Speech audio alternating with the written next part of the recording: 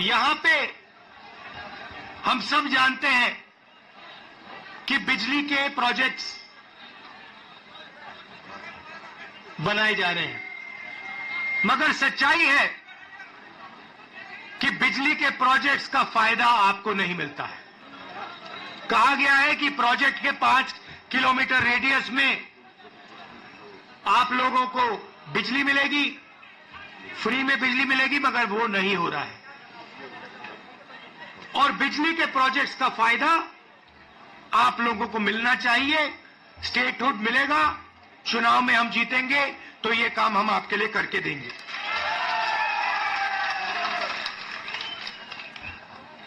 आप देश के लोगों को बिजली दे रहे हो और आपके जेब में से बिजली का पैसा लिया जा रहा है, छीना जा रहा है, ज्यादा रेट देते हो आप। ये अन्याय है, इसको हम ठीक करेंगे।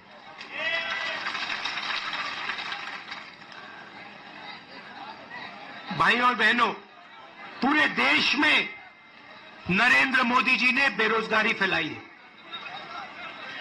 पता नहीं आपने अदानी जी का नाम सुना है? सुना है? हाँ, मोदी जी के मित्र हैं। पार्लियामेंट में मुझे कहा, आप देखिए, पार्लियामेंट में मुझे कहा कि पार्लियामेंट में मैं अदानी और अंबानी का नाम नहीं ले सकता। तो मैंने कहा ठीक है, नाम नहीं ले सकता तो कुछ तो कहना पड़ेगा।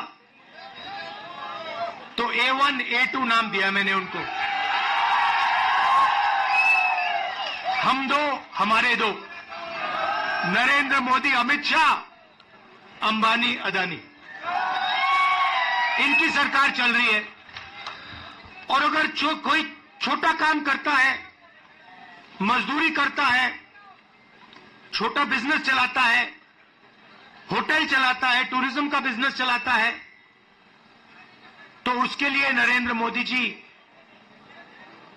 GST लाते हैं, नोटबंदी कराते हैं और बैंक के दरवाजे बंद कर देते हैं।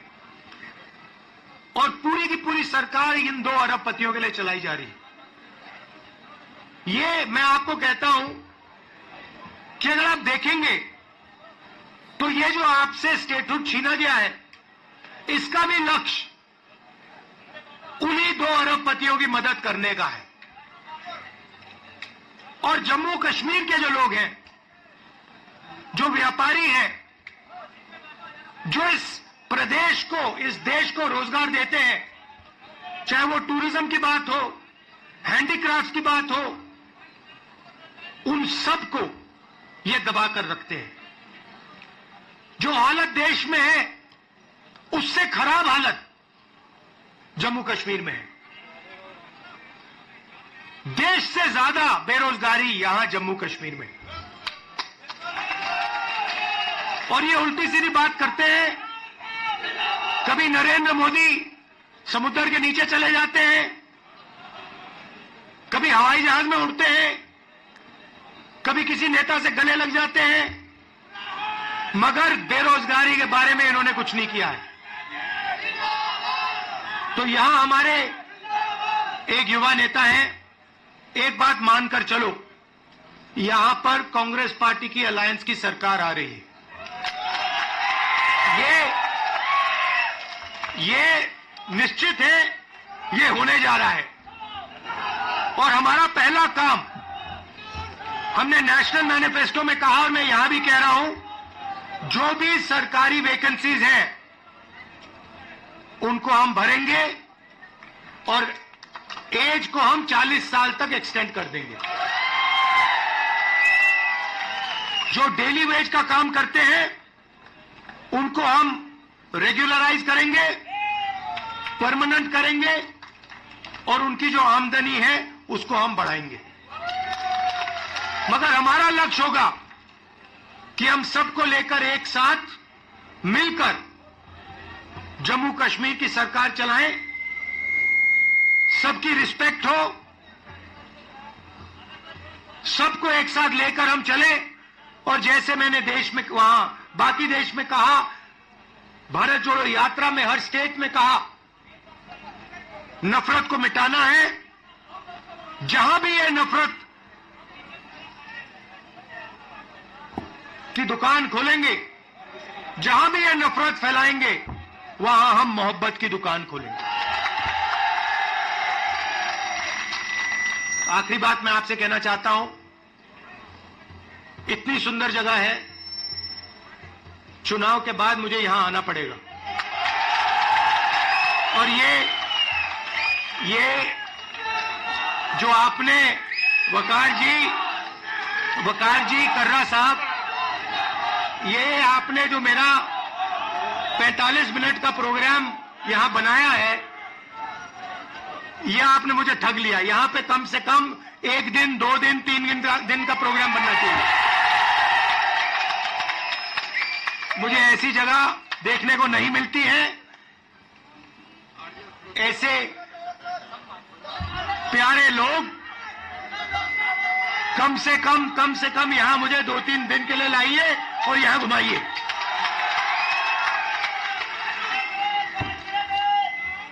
पांच मिनट, 10 मिनट, जितना चाहते हो, कोई प्रॉब्लम नहीं है। हाँ,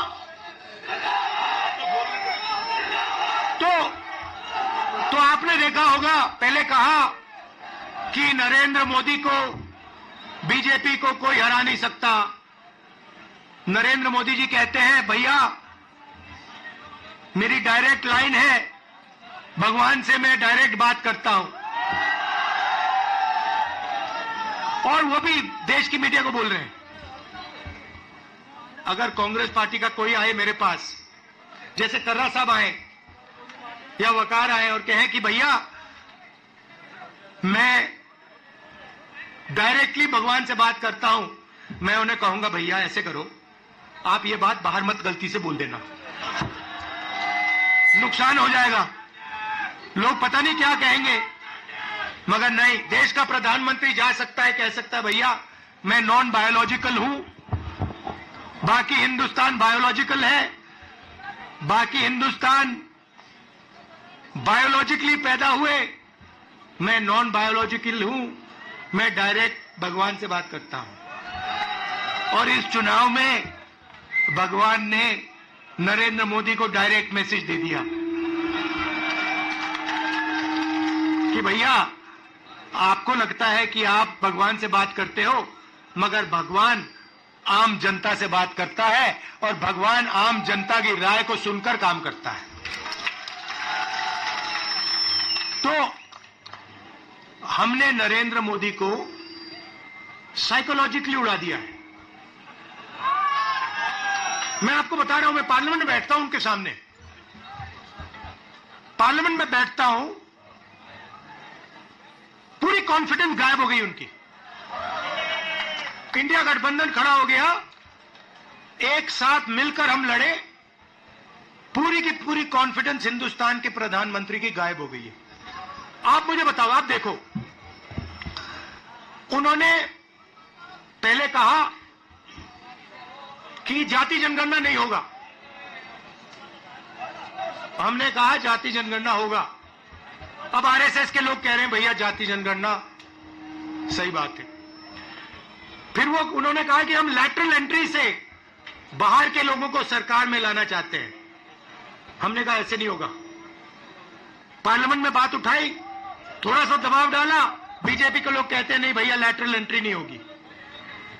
तो अब एक बात समझ लो, अब नरेंद्र मोदी हिंदुस्तान की जनता से डरते हैं और अब बस थोड़ा सा समय बचा है, नरेंद्र मोदी, बीजेपी, इनको हम सरकार से हटा देंगे।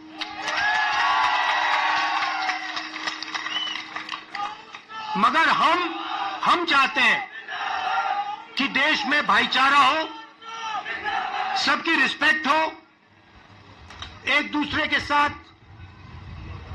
इज्जत से बात हो।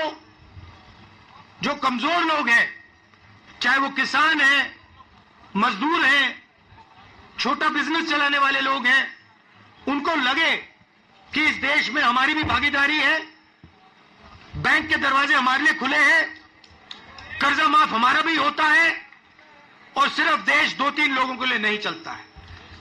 ये हम चाहते हैं, और यही काम हम जम्मू कश्मीर में शुरू करेंगे। और कुछ ही समय में आप देख लेना, यहां पे ये आप वकार जी यहां पे चुनकर जाएंगे, आप जिताओगे इनको, हमारी सरकार बनेगी, और ये आपके लिए पूरे दिल से दम लगाकर आपके लिए काम करेंगे। वकार जी, ये आप मुझे एक वायदा करो कि यहां पे आप मुझे 1-2 दिन के लिए लाओगे, और यहां के लोगों से मतलब अच्छी तरह, जैसे ऐसे नहीं मगर अच्छी तरह मिलाओगे। हाँ हाँ, गूल का एरिया, और गूल के एरिया में मुझे वहां पे ले जाओगे। आप सबका दिल से बहुत बहुत धन्यवाद। आपने इतने प्यार से मेरा स्वागत किया। धन्यवाद, नमस्कार, जय हिंद। शुक्रिया।